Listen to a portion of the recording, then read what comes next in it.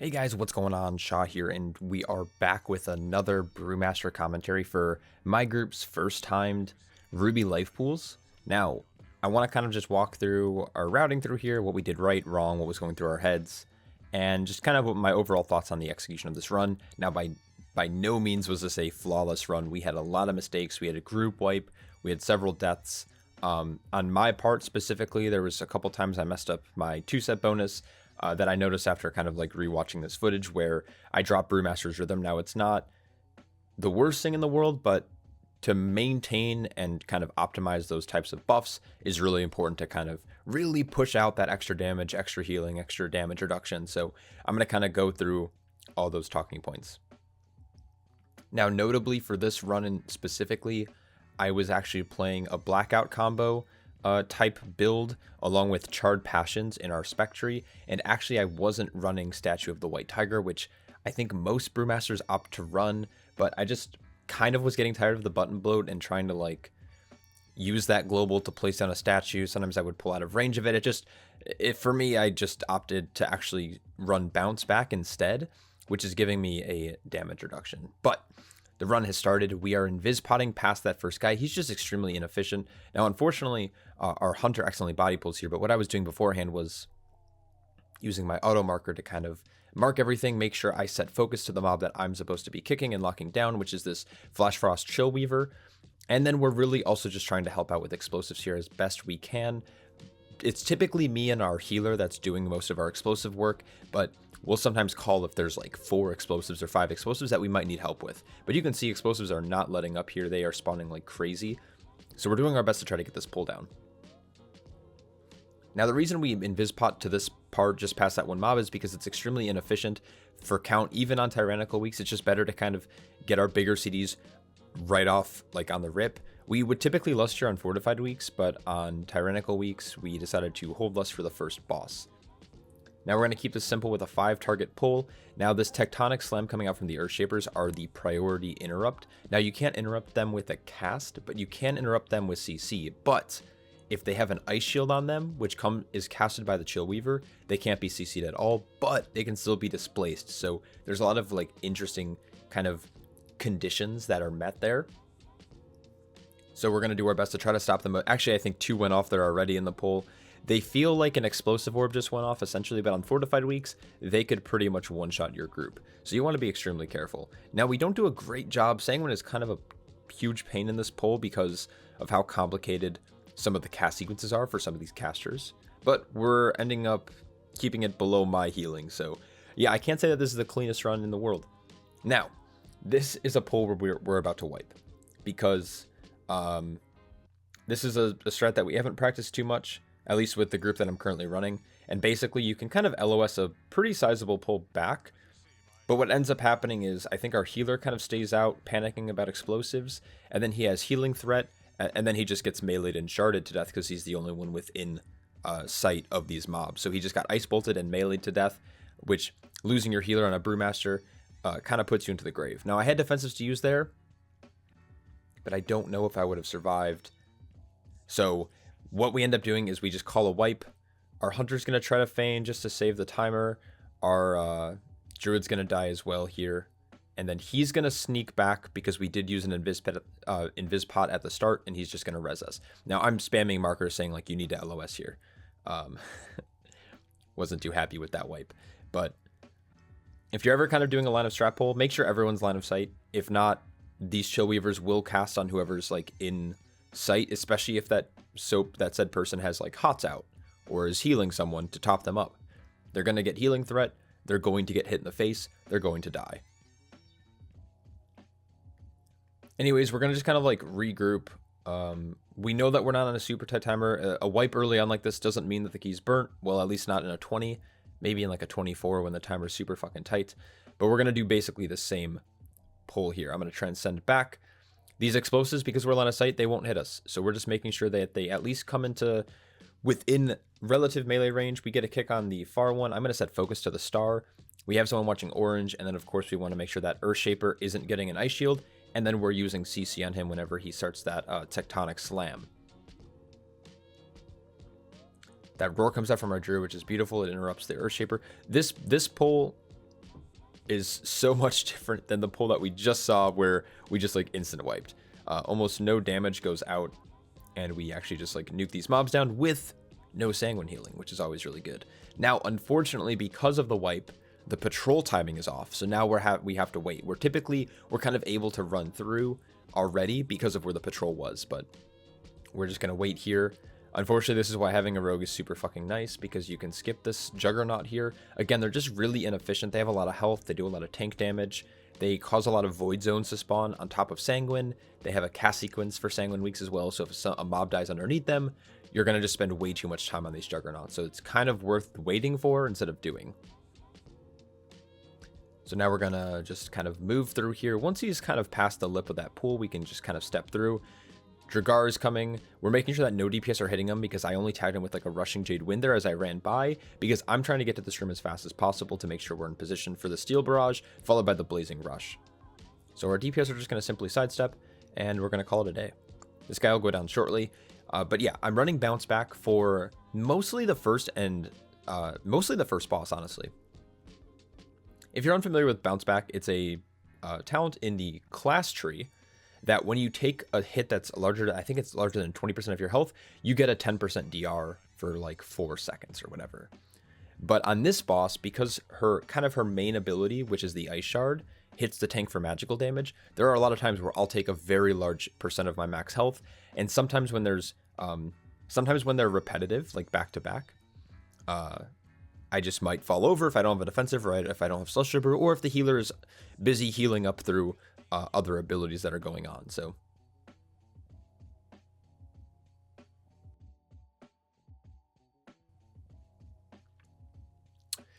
fight starts. The idea here is we're going to keep it stacked, and we're going to always stand on kind of these the tips of these like petals. The floor looks kind of like a flower. We're just going to basically rotate. Now, I lost threat there, not on accident, but on purpose. Our warrior's taunting to spell reflect one of the ice shards, or the frigid shards, whenever he feels comfortable. Sometimes he'll use spell reflect as a DR for like chill storm, or during her like frost overload when she's in this phase here.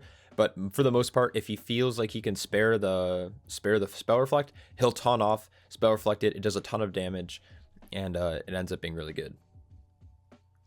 So with this frost overload, we don't really have any CDs out. We should have probably like committed a shocking disclosure here or something, but we end up not. The imps not the imps, the whelps eventually die, and actually Chillworn's still going. I guess we still have lust rolling for, it just fell off there, but we're gonna just then keep moving to the side. Now, I don't have any defensives right now, so these next couple frigid shards will actually start eating away at my health kind of a lot. But ever since the Brewmaster buffs to our magical stagger effectiveness, this boss doesn't feel as bad as it used to. I do have bonus scrolling.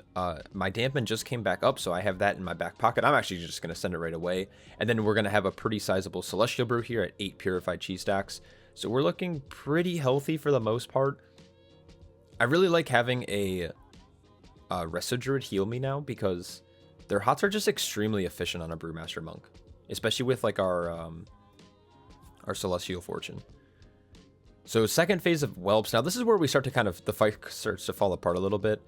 We don't really have CDs for another 20 seconds.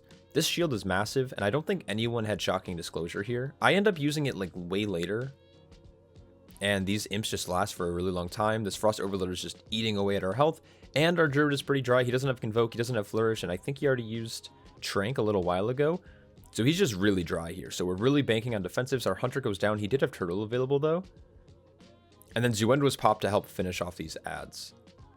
We're going to after this Hail Bomb, we're going to probably battle res our hunter, and then he's going to send his true shot. So that should help finish off the fight. Our warrior taunted there to get a spell reflect, but I kind of panicked and I taunted back, I think, before the cast even went off.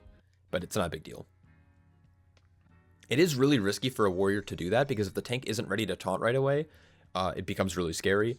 Or if she decides not to cast for some reason and she autos, her autos also hurt a lot. The thing about autos, though, is that a tank can typically mitigate auto attack really, really well. Stagger's great for that, but most DPS can't handle a 200k auto to the face. And that's pretty much it. So our monk goes down there. He didn't have any defensives available, so that was really just like the healer's tank is empty, as you can see. He has about 5% mana right now.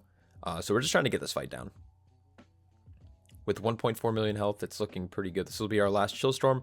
Hopefully we get it down before the damage amps up too much here. All right, and that was pretty much the... It was messy, but it's all good. At this point in the dungeon, we were actually talking about how we can optimize that a little bit better. We were like, okay, maybe we can save CDs for first set and then just send Shockings on second. Obviously, there's a lot of strategies that you can use here. You can split CDs. Depends on the classes you're running with. Classes like with 1 minute CDs that are really strong, like Demonic Tyrant or like an Arcane Mage might be really strong, or Combustion, compared to something like Hunters and Monks who have 2 minute CDs that you don't have enough time between those ad sets. Now, there's also strats where you just like hold off on DPS and you just wait for your 2 minutes to be up each time. That's fine, but Brewmaster Monks might struggle if you try to hold DPS too long. We actually like it when the boss isn't slapping us in the face with a bunch of casts, but so be it. So what we're doing here is we're actually going clockwise to start, and then we're going to go counterclockwise. And the reason for that is to skip the dragon without having to rely on patrol timings to make it through, and without having to go too much over on percent. So mobs go down there pretty quickly. We had Zuen for that pull, and then we're going to purge that guy in the back, and then we're going to go on to this first Blazebound Elemental. Now, it's not fortified weeks. Also, a lot of these mobs, I think, have been nerfed since this run. Or maybe it was this week that they nerfed it, but Cinderbolts are pretty easy now. Flame Dance, you need to interrupt. I decided to use Ring of Peace there. I had Leg Sweep available. I did not have Paralysis, though, which is normally what I try to hit first. If I don't hit the Paralysis, I typically will Ring of Peace. I try not to Leg Sweep as much on Sanguine weeks, just because I don't want mobs to get stuck in Sanguine, but they were at a pretty high health. Now the Flame Dancer is about to go down, so I'm trying to kite the Destroyer away. He goes into a cast sequence. Our Hunter purges, though, which kills him immediately, and that was like bad on his part. So the Blazebound Destroyer just got a free 300k healing. Not the worst thing in the world, but you want to try to minimize all Sanguine healing if possible, and that's... I've said this in my last commentary, but it's not just on the tank to be paying attention, but it's also on the DPS. When a mob's about to die, make sure it's not underneath a mob that's about to go into a cast sequence like that Blazebound just did. We pull Thunderhead. His frontal comes out, so we just need to be careful of that. Typically, it'll face down the path because that's where everyone's coming from. And then this Roiling Thunder is pretty scary, so I'm going to help with Explosive while our healer manages those debuffs.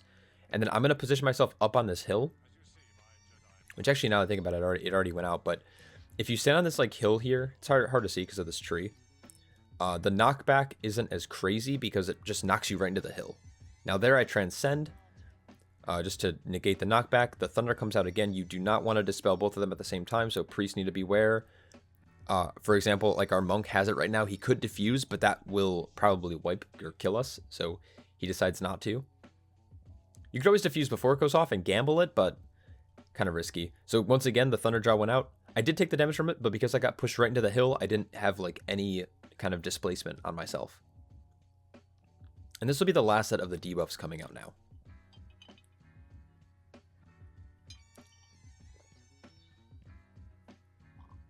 Now, you know what? I do think this is a week. I think the Cinder Weavers have been nerfed at this point because we were talking about doubling it with the patrol.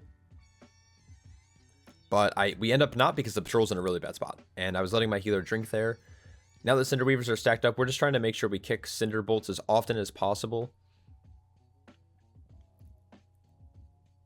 And yeah, this is a pretty easy pull. We just want to make sure that the Blazebound Destroyer isn't on top of the Cinder Weavers as they die. I wasn't really paying attention there, and then someone... I think that was the statue that actually pulled the pat. That was our Windwalker statue. I'm trying to gather mobs up. Like, it's funny how kind of shitty this run turns. I Leg Sweep there on the double Flame Dance. And now we're just trying to finish off the Destroyer first, because it has the lowest health at this point. The Cinder Weaver is getting destroyed, though. And then we're just kind of like backing up. I ringed the Cinder Weaver away because it was right on top of the Blazebound Destroyer, which meant that if either of them died... I mean, the Blazebound Destroyer was already dead, but if the Blazebound died and the Cinder Weaver was still alive, he was going to get a lot of healing. We don't have any kicks here, but we do end up killing. We got a Stormbolt, which is good, and then a Purge. Blood Elf Purge was able to clean both of those guys at the same time. We're going to gather these Scorchlings up and then drag them into the next pull to have like decent cleave. And then again, focuses the Cinder Weaver to get that down, make sure we're stopping the Flame Dancer, and then the Destroyer is going to be probably the final mob that we're going to have to kill. It's crazy to me because I was doing this key in a pug the other day in like a 14 or 15 on one of my alts. And it's crazy how much more healing people to do in lower keys because they don't stop the Flame Dancer. It's always the Flame Dancer that does so much group damage. Alright, I'm trying to move the Blazehoof Destroyer. No Sanguine Healing gets off. We double ring the Flame Dancer out. He's going to go down. We're going to get a Purge on him hopefully shortly. He gets demolished. And no Sanguine Healing. So that's how the pull should look. The other two pulls were kind of rough. We had a fair bit of Sanguine Healing.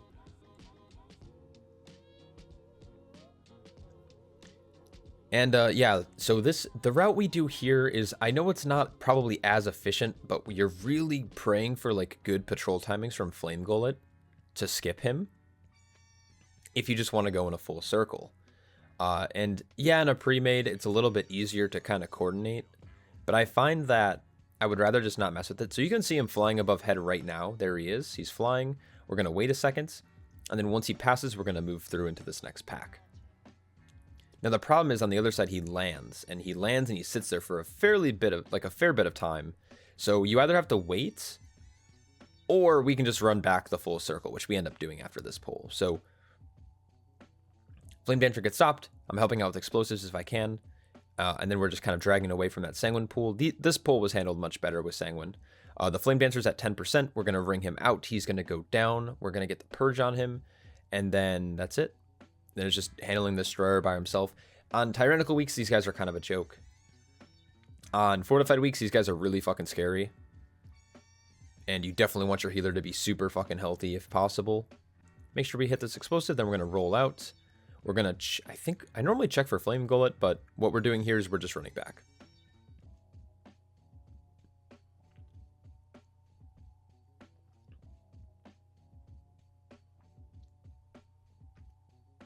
Now, yeah, we are spending about probably 25 seconds running back to the boss. But sometimes Flame Gullet will sit there for 25, 30 seconds. So it's kind of like pick your poison. You can either run back a little bit. This boss, though, unlike the first boss, we handled this fight very, very well. So my group, I don't know what other groups do, but what my group does is we start on this right-hand side. And we're going to move our way counterclockwise. And the reason we do that is because Flame Gullet is still active. And we would hate to run out of room, whether it be just the boss fight takes a long time, or we have bad baits, bad baits for both Boulder and the Inferno. So the Firestorm spawns here. We're going to all swap to it, and we're baiting the Boulder to that clockwise side. Right side, I guess. This first Searing Blows comes out. I'm going to diffuse it. We're going to have a Celestial Brew for it, and then I drop Brewmaster's Rhythm, per usual. And then now we're baiting Boulder in the same direction. And then we're going to just stay right here to bait the Ritual of the Blaze Bound Elemental, or whatever the fuck it's called. The Blaze Binder. Binding. There we go. So now we're going to swap to it. We're also baiting Boulder through. A good range bait there. It's going to go off to the side a little bit, kind of at a 45-degree angle. And then we're going to basically keep the boss here until the ad dies.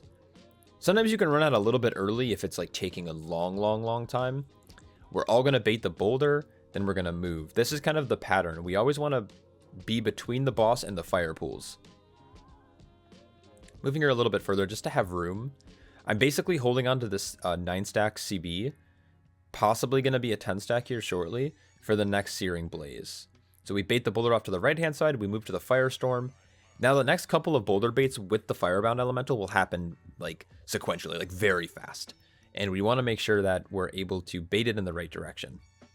So I end up dropping. No. I ended up using CB there. Never mind. I mislooked. Far Explosive, we were able to snag it. I think our Hunter actually ended up hitting it, but yeah, basically this is just a rinse and repeat. So we're baiting here, we're moving, and then we're going to try to get back to the Elemental as quick as possible because the Boulder bait happens here.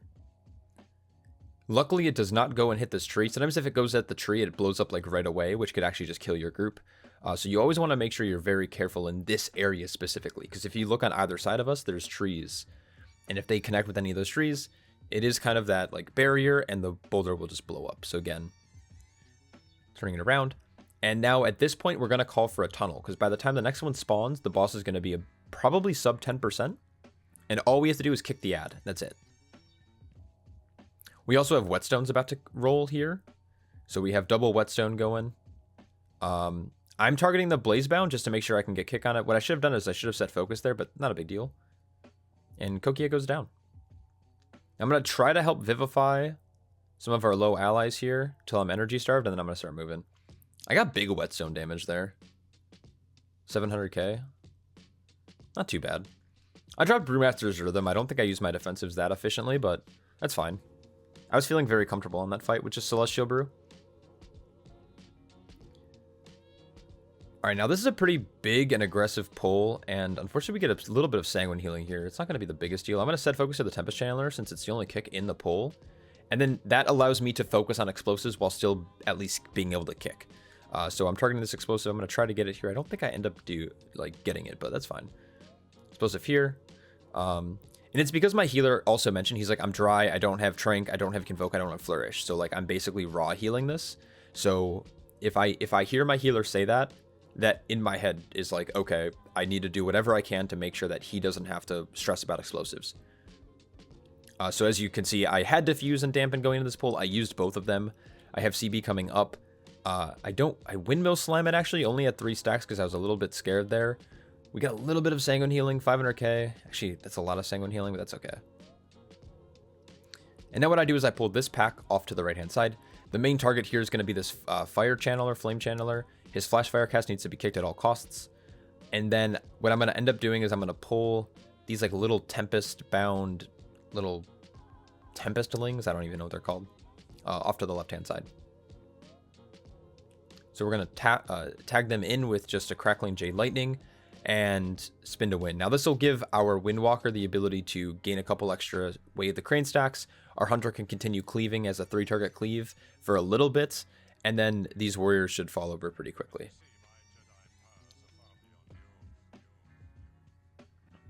And now this next little strat is really only able to be done by a priest or a blood elf. But what I'm going to do is I'm going to grab all of these 8 thunderclouds or 7 thunderclouds. I'm going to then Arcane Torrent on them, and they're all going to charge me and die. So my group doesn't have to worry about them at all. They all stayed LOS over there, as you can see. It gave time for my druid to grab mana for the next 2 pulls because they're fairly chaotic. And we're going to roll in here, 4-target cleave. I'm going to kick the channeler, and we're going to back them up just a little bit because I don't want any accidental tab targeting, any accidental cleave to go into that pack. Now the priority here is to focus down the channeler, or at least the flame channeler. The Tempest channeler is not a big deal. It does do AoE damage, but the Flash Fire is way more deadly because it's single target focus and it heals the mob. Now unfortunately here we're going to get a ton of Sanguine Healing. I try to ring the warrior away. Unfortunately the other one died first, and then he goes into a Lightning Storm. So you're going to just see the Sanguine jump ups. It easily hits 1 million here. 1.5, 1.3, 1.4, 1.6, 1.7 Sanguine Healing, million Sanguine Healing on the Tempest Channeler. Not good. I don't know what exactly happened there. Maybe a Touch of Death came out from our monk. Maybe just happened to be like the perfect hit, but not a big deal. We still have 7 minutes, so we're not feeling too crazy. This last boss it's not hard. So this last boss is probably the easiest boss in here now, in my opinion. They keep nerfing it, and I don't think they need to keep nerfing it. What they need to do is they need to fix the fucking phase 2 threat drop that happens on the dragon and on what's his face? Erkhart Stormvein. Good Ring of Peace there by well, we double ringed there, but our Windwalker ringed first. I ringed second when I thought he might have got some Sanguine Healing, but he died anyways. Sanguine Weak is really annoying on mini bosses like this because if they drop underneath the channel, it's inevitable healing. But yeah, this last boss, Kyrakka and Erkhart, are just they're a joke at this point. I roll out to get a Transcendence down. I'm just trying to set up for the fight. And essentially, we're just whittling this boss or this mini boss down. Our healer, despite it being a Tyrannical week, will need mana after dealing with those basically back-to-back Tempest Channelers because that Lightning Storm does a lot of damage. And then we're just chilling. We're gonna just wait a second now. Funny enough, our warrior's gonna die on pull because he charges in before I can really do any damage, and he just gets meleeed to death. But I'm trying to drag Erkhart back to the dragon because we're trying to get dragon damage. So our warrior charged in and started doing, you know, God's work. He hit him for like a solid 85k when I did about maybe 2k to him. So he definitely ripped. And then basically we're keeping Stormvane kind of chilling between these like two statues roughly. The first flame spits should always go to the south end of the platform, as you see there, because the next Winds of Change will push all the flame pools to that side.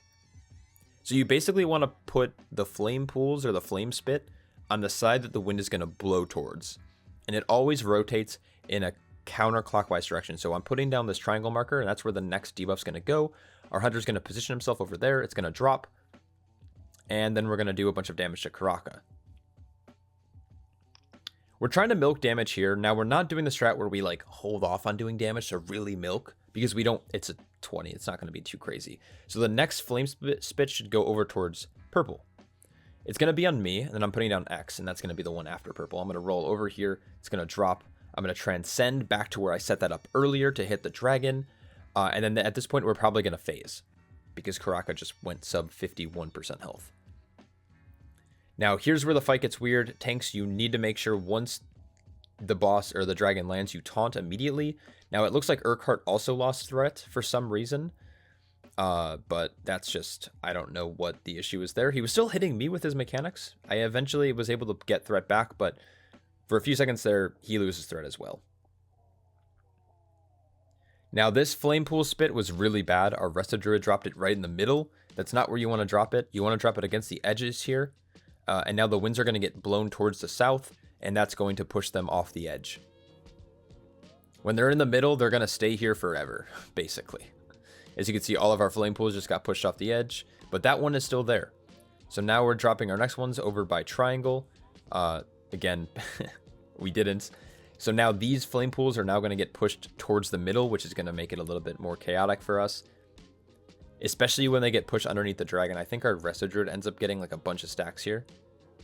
But I'm going to just rotate CDs as I feel. Diffuse also works as a solid dispel just in case our healer goes down and we can't battle res him. I have Diffuse to remove one of those Storm Strike casts. And yeah, this is actually one of our quicker boss fights. Only 2.5 minutes on Tyrannical Week. It's pretty fast if you're good with it. Lust, and we didn't even have Lust on pull. So we Lust now at 5% health. And the boss goes down.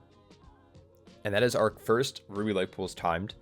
Not the cleanest run. Our temple clean the temple run that I did like 2 days ago was way cleaner. If you missed that, I recommend checking it out. I think I played pretty well in there. Well, I played well around Sanguine. I didn't play well necessarily, but I'm really liking Brewmaster. I plan on doing a 10.0 guide. I didn't do one for 10.0, but because I'm playing it a lot more now, because I'm pretty much going to main it for the rest of the tier, I'm going to probably kind of do a full in-depth kind of breakdown, guide, rotation, talents, all that stuff. So if you're looking out for that, feel free to hit that subscribe button. But yeah, that's pretty much it. Hope you guys enjoyed the run. Hope you guys learned something from this, or maybe didn't learn something. I don't know. And I'll catch you guys all in the next one. Peace.